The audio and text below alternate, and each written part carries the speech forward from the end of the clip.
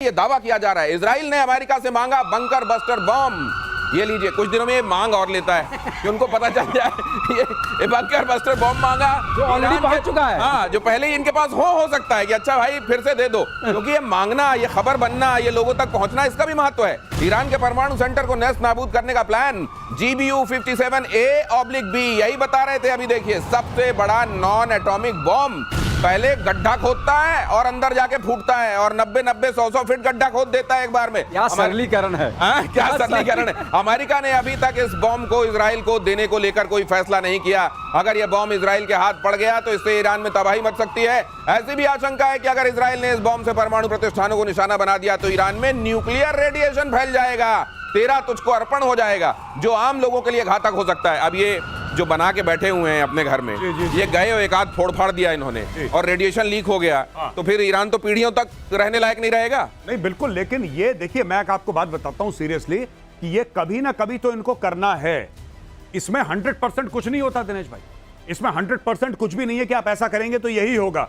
Radiation leak होगा। अगर वहां पे इतने सालों से न्यूक्लियर का काम चलता चला आ रहा है और आप ये GBU-57 मारेंगे उसके अंदर, तो कुछ ना कुछ तो फैलावा होगा, रायता तो फैलेगा। अब रायते को कंट्रोल करना है, आपको कंटेन करना है रायते को। अब वो बोरॉन से करो या जिससे करो, जो करो। नहीं, उसमें एक छोटी सी बात है। अगर ऐसा मारा हुआ जो रायता फैलेगा तो वो उतना नहीं होगा, क्योंकि इसमें 3 तरह की रेज निकलती हैं। थोड़ा सीरियस मामला alpha beta gamma. Alpha beta gamma, ठीक है। तो अल्फा वाली तो ज्यादा कुछ तंग नहीं करती है, बीटा वाली स्किन के नीचे जाती है, बर्न करती है। जो गामा है सबसे खतरनाक है।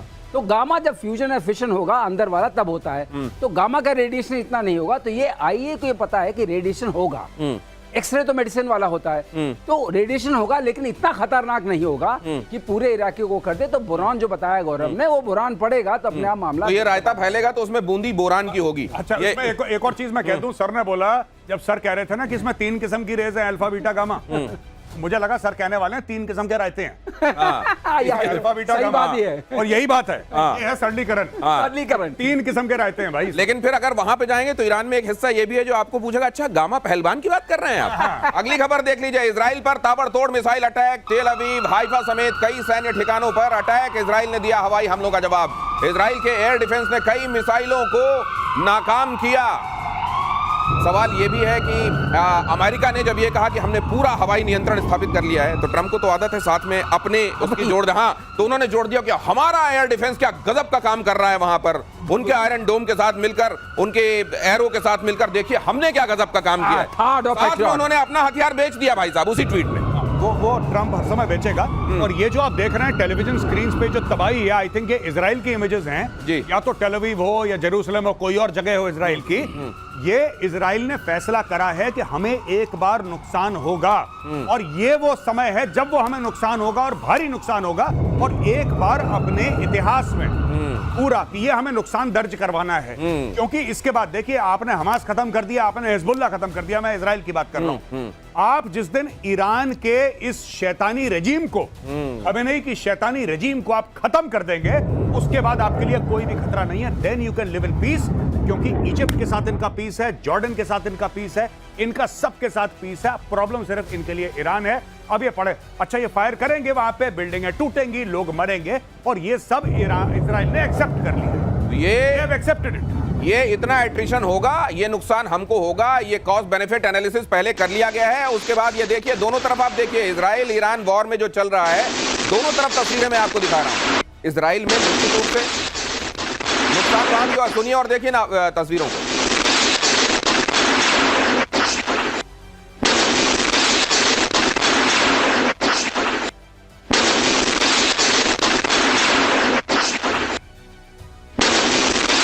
पूरा ये आप देख रहे हैं, ड्राइंग का कम ये डाइनिंग लग रहा है मुझको, और यहाँ देख रहे हैं आप फ्रिज विज सब वहां पर। तो ऐसा नहीं है, फतेह 1 जैसी जो मिसाइलें छोड़ी जा रही हैं।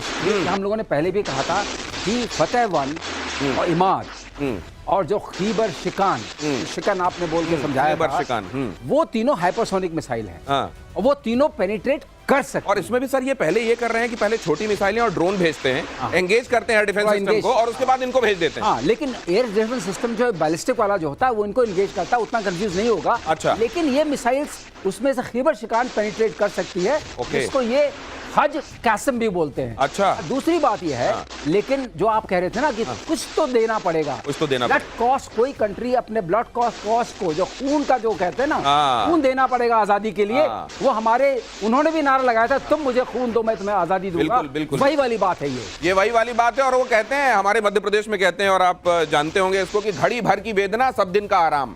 तो कुछ दिनों तक ये सहा जा रहा है, लेकिन इजराइल जानता है कि आगे अगर वो ये कर ले गया तो फिर क्या इंतजार कर रहा है। ईरान ने हाइपरसोनिक फतेह मिसाइलों से किया हमला, ज्यादातर फतेह को भेदने में नाकाम आयरन डोम।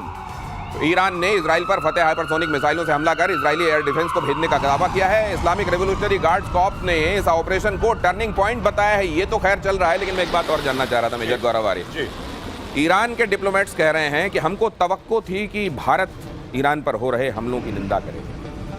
नहीं, अगर चलिए मैं कह रहा हूं कि हमने निंदा कर दी, हम स्टूडियो में बैठ के आज हम तीनों मिलकर निंदा कर, ठीक है, हमने निंदा कर दी, बहुत बुरा हुआ, तुम्हारे साथ नहीं होना चाहिए था। इजराइल बहुत अच्छे से होगा क्या इससे? जो GBU-57 है वो क्या हमने निंदा करी? ये इज निंदा ऑल्सो एयर डिफेंस है कि हमने यहां से निंदा करी, निंदा वाली हमारी मिसाइल गई, निंदा हमने कड़ी निंदा कर दी, ऐसी निंदा वाली हमारी मिसाइल गई और उसने GBU-57 को हवा में उड़ा दिया। क्या बच्चों वाली बात कर रहे हैं? इसमें निंदा विंदा से कुछ नहीं होने वाला भैया। ये जो तुम्हारे साथ हो रहा है ये तुम्हारे पाप हैं। तुमने हमास पैदा करा, तुमने हिजबुल्लाह को दूध पिलाया सांप को, और तुमने बोला कि जाओ इजरायलियों को काटो। और इनको एक बात पता है कि ईरान इज दी रेजिम। मैं लोगों की बात नहीं कर रहा, ईरान अच्छे लोग हैं ईरान के, लेकिन जो रेजिम है that is the head of the snake. इसलिए हो रहा है। भारत निंदा कर लो, कल पार्लियामेंट में निंदा कर। बिल्कुल सही बात है, निंदा और वहां सॉलिडेरिटी। चीन जैसी सॉलिडेरिटी चाहिए क्या? हम तुम्हारे साथ हैं, ये जो हो रहा है बहुत बुरा हो रहा है, ये मुंह चला दिया, ये तुम्हारे साथ खड़े हुए लोग हैं। अगली खबर देखिए, ईरान में चीन के कार्गो विमान उतरने का दावा। लगता है धीरे से उसने बताने की कोशिश की है कि सिर्फ मुंह नहीं चला रहे हैं, कुछ कर भी रहे हैं भाई। देखिए जरा, फ्लाइट रेडार 24 के डेटा से किया गया दावा, 14 जून को एक कार्गो विमान चीन से ईरान पहुंचा था।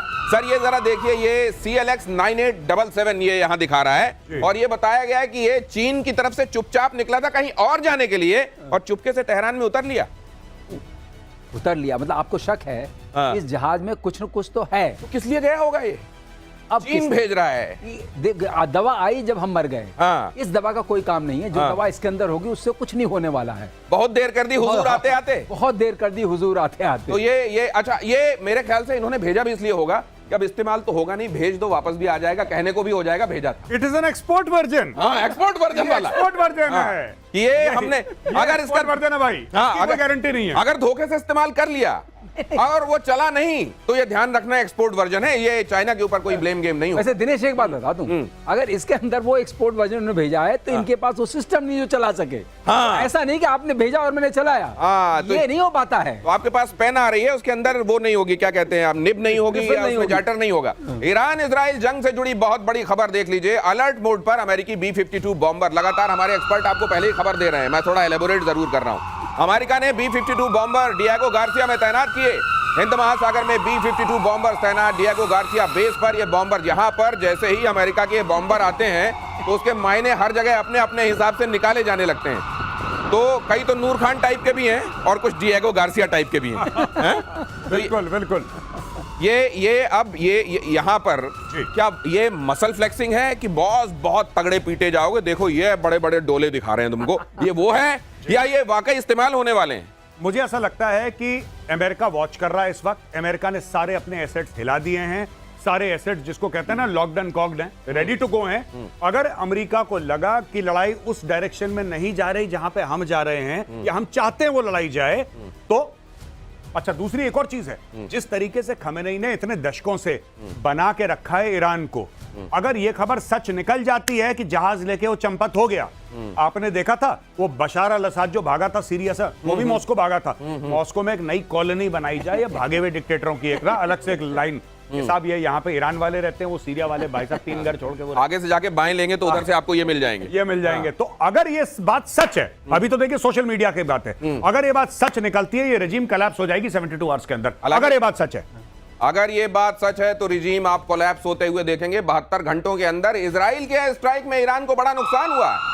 ईरान की मिसाइल लॉन्चर साइट पर हमला किया गया है। इजराइल ने बैलिस्टिक मिसाइल साइट उड़ाई। हमले से पहले ही मिसाइल लॉन्च साइट ध्वस्त। तो कई जगहों पर ये रॉकेट जहां रखे हुए थे वहां रखे ही रखे इनको दफन कर दिया गया है। अब ये जो गिनती गिनी जा रही थी 20,000 30,000 या इतने हजार, हमने अभी 250 ही मारे हैं, 300 ही मारे हैं, हमारे पास हजारों रखे हैं, ये कितने गिनने चाहिए? निपटारा हो रहा है दिनेश। जो मिसाइल सिटी है फोर्डो के नीचे, जिसको एक बार दिखाया भी था ईरानी मीडिया ने, उसी का इंतजाम हो रहा है। ये GBU 57 उसी का इंतजाम है, एक ही बार में स्वाहा। तो इसलिए फोर्डो जो आप बोल रहे हैं, फोर्डो पे अटैक होगा। ये और ये आप GBU से होता हुआ देख रहे हैं। अच्छा, GBU सर किसी और के जरिए वही लेके उड़ेंगे? B-52 अच्छा, B-52 स्पिरिट स्टेल्थ बॉम्बर, अच्छा, वही लेके उड़ सकता है। और जब वो उड़ेगा किसी को पता नहीं चलेगा। जब मारेगा, मारने के बाद होते नहीं चोट लग गई जोर से, तब पता चलेगा। पता नहीं कौन रहेगा पता करने के लिए। फिर तो सर ये GBU है ना, वो गॉड ब्लेस यू ही हो जाएगा। God bless. एक छोटी सी बात 30 सेकंड में बोल दूं। देखिए, ऐसा है कि आज की तारीख में सोच लिया है इजराइल ने कि ठोकना है, न्यूक्लियर ठोकना है इनका, इनके बैलिस्टिक मिसाइलों को उड़ाना है और रेजिम चेंज करना है, यानी कि खमेनेई को भी उड़ाना है। अब उसके लिए उसको नुकसान हो रहा है, उसके यहां बम गिर रहे हैं, मिसाइल गिर रही हैं, हाइपरसोनिक मिसाइल से अटैक हो रहा है, लेकिन इजराइल डटा हुआ है। यहां पे भारत में कितने राफेल गिर गए भाई साहब? कितने राफेल गिर गए? ये कोई IPL की बैटिंग हो रही है कि कितने आउट हो गए? भाई आपको ये देखना है कि मैच कौन जीत रहा है। तो आप जब युद्ध में जाते हैं तो आपका नुकसान होता है, दुश्मन का ज्यादा हुआ, पहली बात। और जिस एम से आप लोग गए थे युद्ध में, क्या वो एम अचीव हुआ? दूसरी बात, सिंपल सी चीज है, ऑब्जेक्टिव आपके अचीव नहीं हो। गौरव ने बहुत सही बात कही है, बहुत सही कॉन्टेक्स्ट में भी कहा है कि ये समझना चाहिए आपने युद्ध जीता कि नहीं जीता। हम लोग बार बार कहते हैं विजय हुई है, ताली बजाओ, जय हिंद बोलो, और हमारे यहाँ क्या हो रहा है? विवाद हो रहा है। तो जब आप ये देख रहे हैं और इसकी तारीफ करते हैं कि इजराइल एक छोटा सा नक्शे पर देखने वाला मुल्क, चारों तरफ से दुश्मनों से घिरा हुआ मुल्क, क्या लोहा ले रहा है उन दुश्मनों से, तो जरा ये भी देखिए कि वहां के नागरिक कैसे डटे हुए हैं और अपने मुल्क के साथ कैसे खड़े हुए हैं।